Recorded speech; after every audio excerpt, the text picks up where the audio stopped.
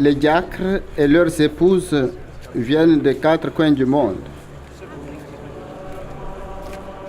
Ici à Rome, octobre 2015, ils sont réunis 3 jours durant pour fêter les 50 ans du diaconat permanent, évaluer son histoire et en ébaucher les perspectives d'avenir. Ils suivent des conférences données par des experts du monde entier. Ils s'enrichissent des échanges intenses et des débats en atelier. Aussi célèbrent-ils ensemble la Sainte Eucharistie sans aucun obstacle linguistique. Du centre Rome, leur congrès se tenait à une demi-heure en bus. Une rencontre avait été prévue avec le pape François et tous l'espéraient ainsi jusqu'à la dernière minute. Cependant, cette rencontre a dû être bousculée à cause de la prolongation imprévue du synode sur la famille. Le président du Centre international du diaconat a pu adresser au Saint-Père François son discours de bienvenue. En voici l'essentiel. Dans cette conviction, je vous invite à vous engager pour une Église servante et un monde solidaire. Vous êtes la bonne nouvelle du Christ qui régit tout et en même temps se fait serviteur, qui rabaisse les puissants et élève les humbles.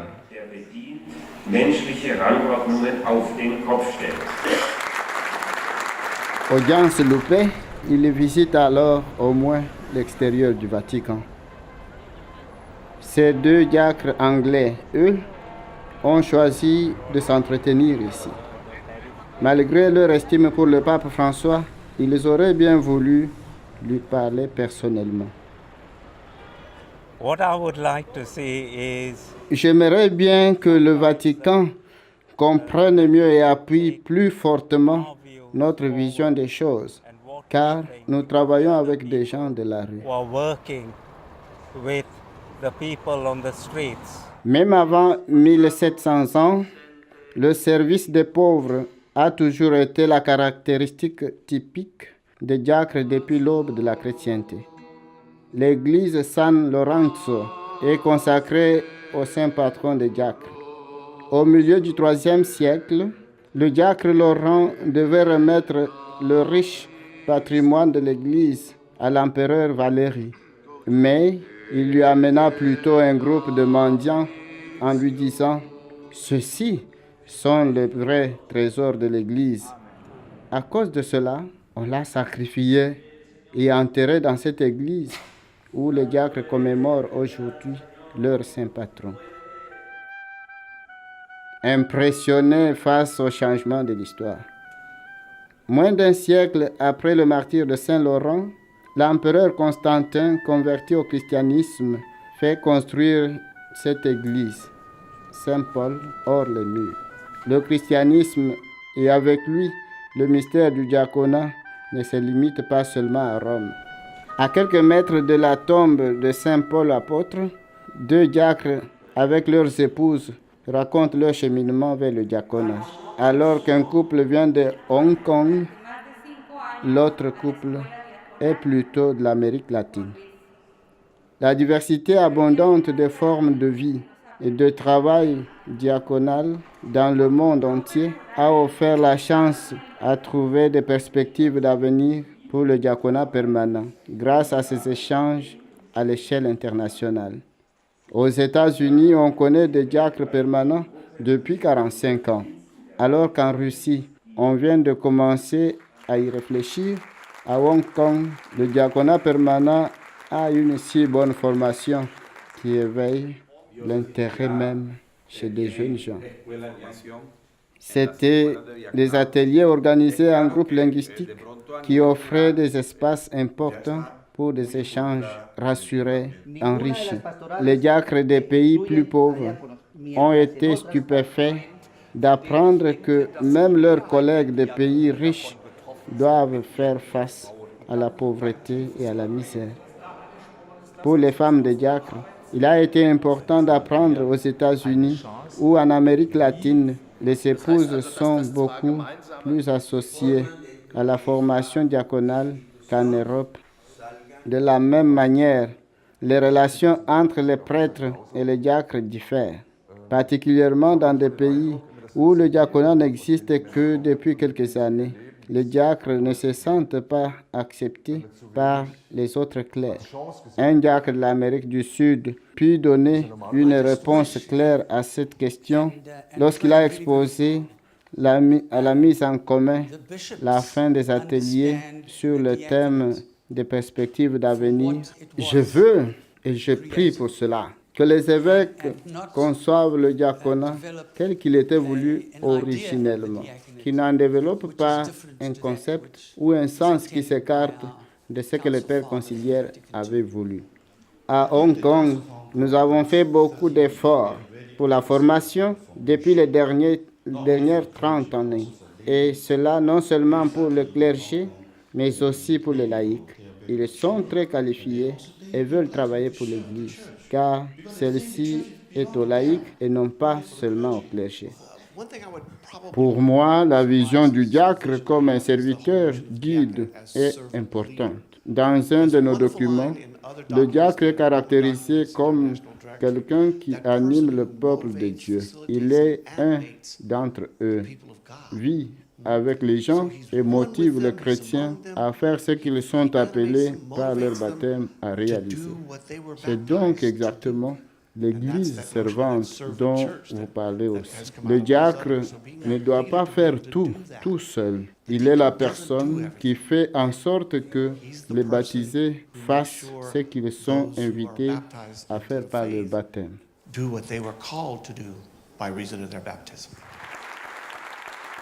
Le prix de la diaconie, attribué pour la première fois, c'est Monseigneur Gebhard Fürst, l'évêque du diocèse de Rothenburg-Stuttgart en Allemagne, qui l'a offert pour des projets où des diacres, des groupes diaconaux joignent de manière exemplaire l'action pastorale à la vie ordinaire. Pour des raisons de maladie, Monseigneur Fürst fut représenté par Monseigneur Steps. L'un des 3 deuxièmes prix est revenu au diacre de Cuba. Il ne dispense pas seulement des saints sacrements au coin reculé de l'île, visité très rarement par des prêtres, mais aussi appuie-t-il les gens pauvres matériellement en leur procurant des aliments et des articles de première nécessité. Au nom des diacres cubains, Miguel Angel a reçu la distinction des mains de Monseigneur Heinz Steps. Un autre deuxième prix a été remis à Germain Augustin. Depuis longtemps, il s'engage en coopération avec sa femme, spécialement pour la minorité discriminée et appauvrie de sa paroisse près de Barcelone, en Espagne. Dans l'archidiocèse de Mumbai, les diacres visitent des bidonvilles nombreux pour y offrir leurs services de santé. Ils mettent l'accent de leur travail sur la révélation dans les bidonvilles en employant des plantes médicinales traditionnelles.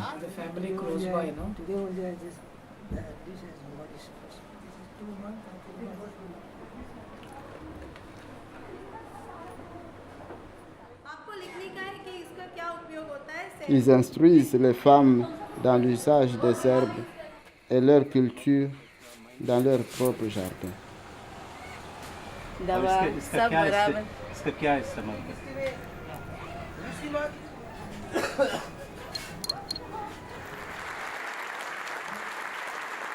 Rocky Banks, le directeur de Fit Promotion Trust, et le diacre Sébastien et Vermont de Mumbai ont reçu le prix.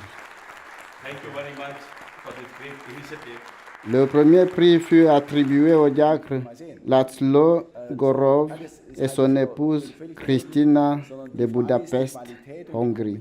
Wir sind überzeugt, dass der Diakon so oder dort eingreifen muss, wo Not ist. Le diacre a à s'engager là où il y a besoin. Nous croyons que plusieurs couples et surtout en hongrois sont en grande nécessité. À cause de la mondialisation, les divorces s'élèvent déjà à 80%. Une telle crise exige nécessairement de l'aide. Dans cette nécessité, nous voulons bien apporter notre aide. Was Hilfe braucht. Und das haben wir, also diesen Not haben wir entdeckt und wollten wir in diesen Not helfen. Le couple offre cette aide en donnant des cours spéciaux de préparation au mariage. Là, dans des jeux de simulation, on représente presque toutes les situations du mariage pour accepter de A à Z comment tout se passe sur le compte. On s'exerce au rôle de la foi aussi bien qu'à la bonne gestion de l'argent et des biens matériels. Cet accompagnement s'étend au-delà du jour du mariage. Le succès en est un taux de divorce inférieur à 5% chez les couples accompagnés par des lauréats.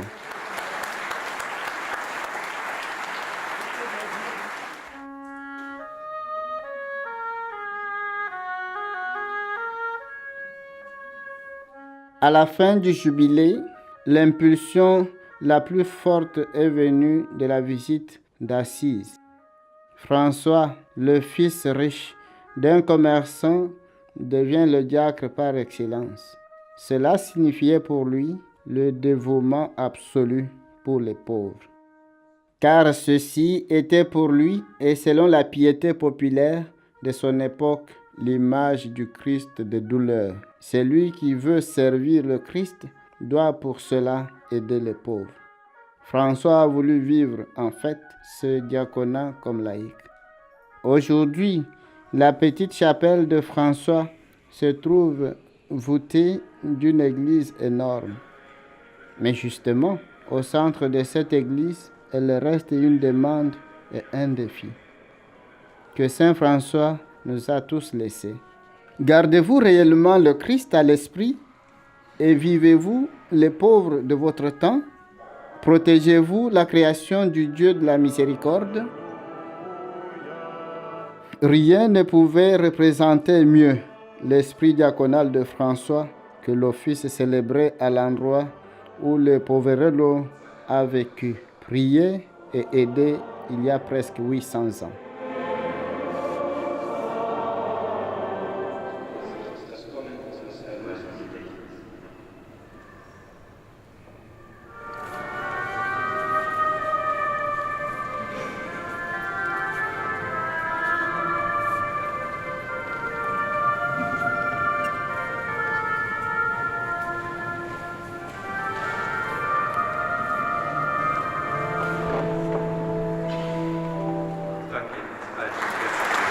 Au bout de 3 jours, les diacres se sont mis en route, tout simplement l'impulsion à se rappeler assez souvent que le mari est diacre.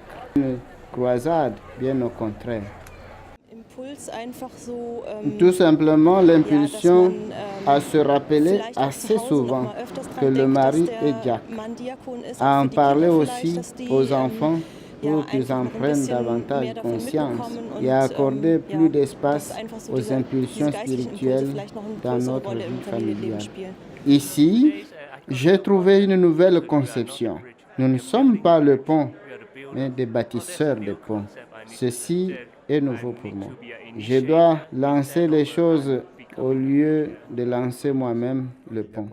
Il ne faut pas que le diacre fasse tout et tout seul, mais il doit inciter les autres, les motiver à l'action, à rendre service au prochain. Mais celui-ci organise et le dirige de façon que le pont puisse être construit pour le bien de tous. Cela m'a inspiré à moi aussi cette idée de diacre comme bâtisseur de ponts. Cela m'encourage vraiment, car parfois j'ai l'impression qu'on pense que le diacre a sa place seulement à l'autel. Mais en réalité, il travaille surtout en dehors de l'église et ensuite il ramène ce travail dans la messe. Le llevo un mensaje positivo, un mensaje de... Pour les diacres de mon pays, Costa Rica, J'amène cette conclusion esperanza a los encourageante. hermanos diáconos que quedaron en Costa Rica. Frères, l'engagement dans Decirles, notre hermanos, ministère vale la auquel pena, nous sommes este appelés ministerio es vaut importante, vraiment la peine. ese servicio en que Dios nos ha encomendado.